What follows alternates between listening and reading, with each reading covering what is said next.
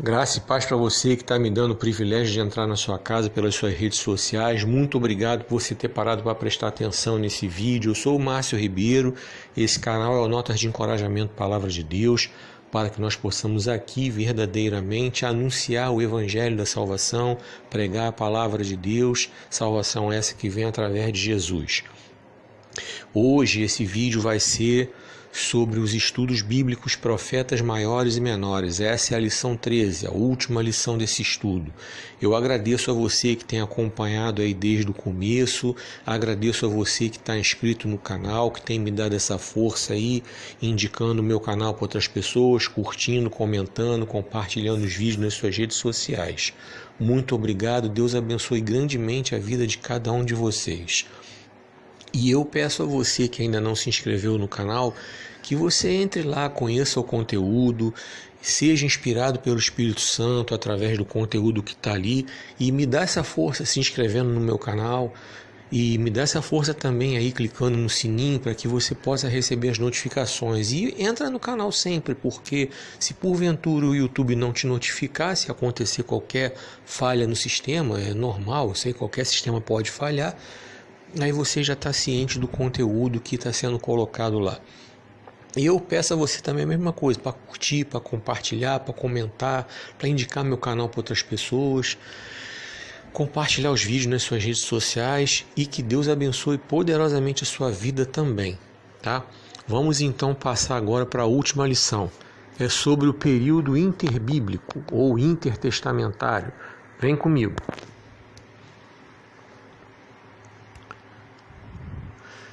A lição de hoje nós vamos falar sobre um período bem interessante, que é o período interbíblico ou intertestamentário, né?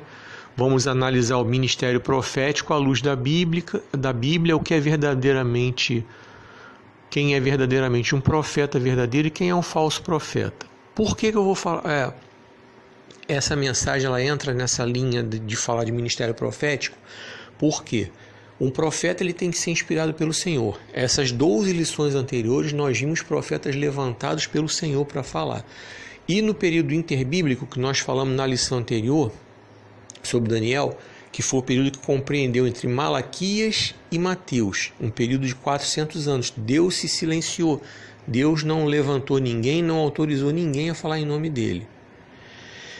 E aí, com essa lição de hoje, nós vamos entender o que é um ministério profético, o que é um profeta verdadeiro, o que é um falso profeta. Então, vem comigo. Uma característica muito presente em todos os profetas que estudamos nesse trimestre aí é a comunhão com o Senhor, acompanhada de vida no altar. Muito diferente de hoje em dia, tempos em que nós vemos profetas da Intendente Magalhães, sabe? Vou explicar para você o que é o profeta da Intendente Magalhães. Para quem não conhece, a estrada Intendente Magalhães ela fica no município do Rio de Janeiro. Ela é bem conhecida porque tem muita loja que vende negócio de carro. Então esses caras estão sempre entregando chave de carro. Por isso que eu chamo eles de profeta da Intendente Magalhães. Sempre entregam chave de carro, sabe?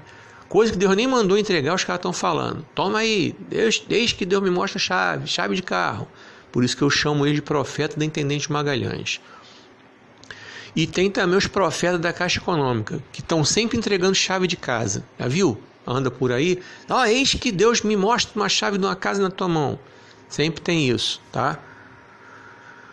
Ou então, os profetas gerentes de buffet, sabe? Eles acham que Deus é dono de buffet e está sempre mandando anjo com bandeja na mão. É interessante isso também. E tem também os profetas dono de papelaria. Sempre tem um negócio de papel e caneta na mão. Sempre tem. Então esses são os tempos de hoje, tá? E tem também aquelas tais live de revelamento, sabe? Tem as lives de revelamento aí, que são umas coisas assim absurdas, tá? Eles chamam live de revelação. Eu vou chamar de revelamento porque você pode espremer ali, pouca coisa tem ali, foi Deus que deu mesmo. E na verdade, quando Deus dá, é de forma bem diferente dessas lives aí. E tem o tal do só vitória, né? Que é uma coisa que você vê na Bíblia que não tem. Não tem, Jesus não disse só vitória, Jesus falou que tem aflição. Não tem negócio de só vitória. Tá? Tem momento difícil também. Só que quando a gente está com Jesus, o momento difícil, ele passa com a gente e fica tranquilo. Certo? E ainda tem aqueles que entregam profetada, revelamento, visagem, reveladura, são coisas que Deus nunca falou e que mesmo assim eles entregam, tá? E tem aqueles também que cobram para pregar, eu coloquei entre aspas, tem aqueles que cobram para orar e entregar o que Deus mandou, entre aspas, é claro, né? Que não tem nada, de repente Deus mandou. E tem aqueles que negociam seu dom e não falam o que Deus mandou. Ou porque tem medo, ou porque tem rabo preso, por causa de pecados e ligações obscuras, ou porque receberam dinheiro e não podem desagradar quem está pagando pelas profecias. Tá? Eu estou colocando todas essas coisas que acontecem nos dias de hoje, a gente sabe que acontecem, e acontecem com força, como a gente está vendo aí, tá? E quando a gente compara com os profetas que nós estudamos nas lições anteriores, nós vimos profetas como Jeremias, que foi perseguido pela própria família, não pôde sequer casar, que era algo que o judeu, era um sonho de um homem judeu, quando chegava na idade adulta, arrumar uma mulher, casar, constituir família. Jeremias não pôde fazer, porque não havia uma mulher em Judá em condições. Dá uma olhadinha nos vídeos que eu falo lá sobre o profeta Jeremias lá, você vai ver bem detalhada essa história aí. Você vê Isaías, que passou por 5 reis diferentes profetizando, você vê os outros profetas aí que pagaram preço caro para poder profetizar, mas foram lá e profetizaram, falaram o que Deus mandou, mesmo sendo coisa dura, mesmo sendo coisa doída, eles falaram o que Deus mandou. E quando você compara com essas coisas que eu relatei para vocês aí, que é o que a gente está vendo no século XXI, não estou falando nada que não seja novidade para vocês, bem sinistro, né? Vamos lá. Hoje em dia faltam profetas que são chamados para denunciar o fim de uma nação, tal como Obadias, que profetizou sobre a destruição de Edom. Está lá na lição que eu falo sobre ele. Ou Naum, que profetizou sobre o fim de Nínive, a capital da Assíria, a mesma cidade que havia sido advertida por Jonas. Mas mesmo que ela tenha sido advertida por Jonas, ela continuou vivendo os pecados denunciados por ele. Por falar em Jonas, ele pagou caro por desobedecer uma ordem de Deus, lembram? Deus queria que ele fosse para Nínive pregar para aquele povo, para que eles tivessem oportunidade de alcançar a salvação. A sua desobediência lhe custou 3 dias nas entranhas de um grande peixe. Confere Jonas 1, do 1 ao 17. Mas ele se arrependeu e profetizou aquela nação ímpia, que em princípio até se arrependeu, mas não perseverou e recebeu a sentença que Deus mandou Naum entregar, cerca de 100 anos depois. Nós estamos com falta de profetas corajosos como Natã, que confrontou um rei em relação ao pecado dele. E não era um rei qualquer, tá? Porque Elias também pregou e entregou profecias contra um rei. Só que o Natã foi falar do rei Davi, homem segundo o coração de Deus, tá? Que cometeu um combo de pecados. Foi adultério, mentira, homicídio, tá? Foi um combo de pecados. Outro profeta cheio de coragem para enfrentar e denunciar reis foi Elias, que denunciou Acabe e a sua esposa ímpia Jezabel. Esse profeta tinha autoridade espiritual dada pelo Senhor para dizer que sobre a palavra dele, Israel enfrentaria um longo período de seca e que depois dessa seca voltaria a chover. Esse profeta também enfrentou os profetas de Baal e Aserá, desafiou o povo de Deus a se posicionar sem ficar entre dois pensamentos. Então, faltam hoje em dia profetas como Amós e Oséias, que denunciaram os pecados de Israel, seu adultério espiritual, e especificamente a história de Oséias e a sua esposa prostituta Gomer. Tá? Em cima desse drama pessoal de Oséias, Deus o levantou para entregar profecias contra Israel. Interessante. Assim como faltam profetas como Miqueias e Sofonias, que denunciaram os pecados de Judá. Falta entre nós um Abacuque que bateu um papo com Deus, fazendo perguntas diretas, tirando dúvidas e recebendo respostas, assim como Moisés. A Bíblia diz que Deus falava face a face com Moisés, tinha intimidade com ele. Você vai conferir Números 12, do 3 ao 8, Êxodo 33, 11, a primeira parte. Eu tenho inclusive uma mensagem recente que eu falo sobre Moisés. Dá uma olhadinha lá, ter intimidade com Deus é uma escolha. Faltam profetas como Ageu e Zacarias, que exortaram o povo que havia retornado do exílio a sair da apatia espiritual e reconstruir Jerusalém e o templo. Falta um Malaquias, que chama esse mesmo povo a voltar a cumprir as leis de Deus e abandonar a letargia espiritual. Letargia é tipo assim, lerdeza, apatia extrema, sabe? Ficar prostrado, prostração. Falta um Eliseu, o profeta que mais realizou milagres. Assim como falta um Joel, que predisse o fim dos tempos, coisa que os profetas de hoje estão ignorando.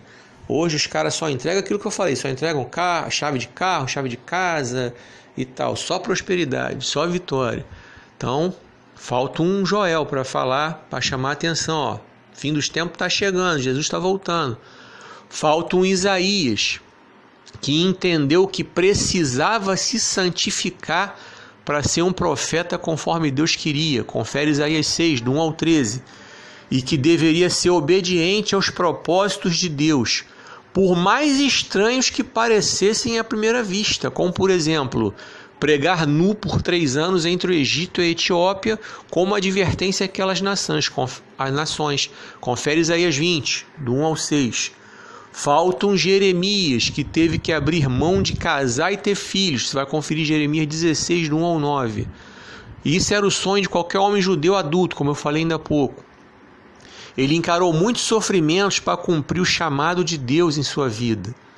Jeremias tinha plena convicção da sua chamada profética. Confere Jeremias 1,17.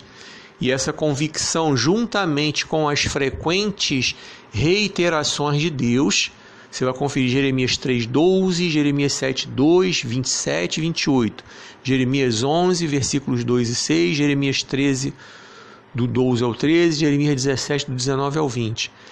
Todas essas reiterações deram a ele ousadia e fé para proclamar a palavra profética que o Senhor havia lhe dado. Falta também um Ezequiel, que foi várias vezes chamado pelo Senhor à obediência. Ele pedia ao profeta, o Senhor pedia ao profeta coisas aparentemente esquisitas, sabe? Carregar a iniquidade de Israel, comer pão assado usando fezes humanas como combustível, confere Ezequiel 4, do 1 ao 17. Ou comer o rolo da palavra de Deus, você confere Ezequiel 3, do 1 ao 27. Também foi esse profeta que profetizou aos montes, Ezequiel 36, do 1 ao 38, e aos ossos secos, Ezequiel 37, do 1 ao 28.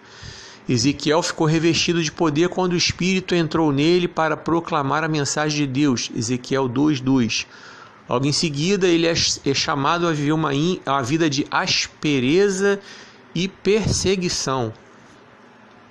Não temos ninguém que se aproxime do exemplo de Daniel, que se destacou na sua integridade, retidão e disposição para viver uma vida inteiramente com Deus, sendo profeta de visões escatológicas, intérprete de sonhos e anunciador do triunfo final do povo de Deus sobre os inimigos.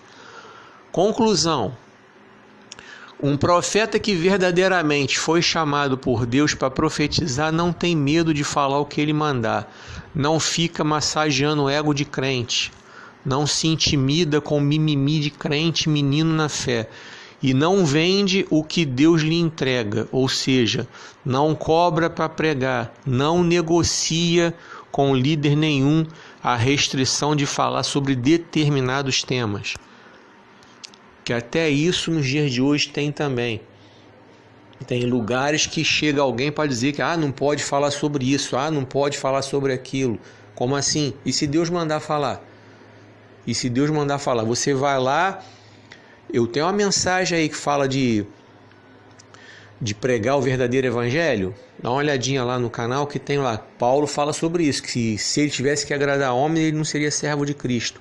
Faltando um desse. Eu fiquei nesses profetas porque foram eles que nós estudamos, mas também está faltando um cara que nem Paulo, que não tinha conversa com ele, negócio de ficar agradando o homem, não. Então, infelizmente, nós temos isso aí. Mas como hoje em dia, infelizmente, a grande maioria desses caras recebem para pregar, então, se, por exemplo, eu pago para alguém pregar, eu exijo o que eu quero ouvir. Então, de repente, aquele camarada está recebendo para pregar, então ele está vendendo a profecia dele para mim. Então ele fica com medo de falar alguma coisa que vai me desagradar. Só que a gente estudou esses profetas aí que não tiveram medo, eles tiveram que encarar. E quando Natan teve que encarar Davi, ele pediu ao Senhor sabedoria, porque ele sabia que quando ele fosse apontar o pecado de Davi, ele poderia ser morto. Como é que um profeta vai falar para o rei que o rei é um adúltero? Só que Deus deu a Natan estratégia. Dá uma olhadinha na lição que eu falo sobre isso, que você vai entender com mais detalhes. Então, Deus, ele dá as estratégias, Deus, ele dá a estrutura, Deus, ele dá a palavra. E quando Deus manda fazer, ele dá todo o suporte. Quando Deus levanta, ele dá toda a estrutura para que a gente possa fazer. E muitas vezes o que está faltando nas nossas vidas é essa fé, essa ousadia, sabe? Para poder proclamar a palavra do Senhor. Tá? Não temos que ter medo. Então, que Deus abençoe esse estudo, essa série de estudos, e muito obrigado por você ter participado. E que o Senhor te abençoe e te guarde, o Senhor faça resplandecer seu rosto sobre ti, tenha misericórdia de ti. Que o Senhor sobre ti levante seu rosto.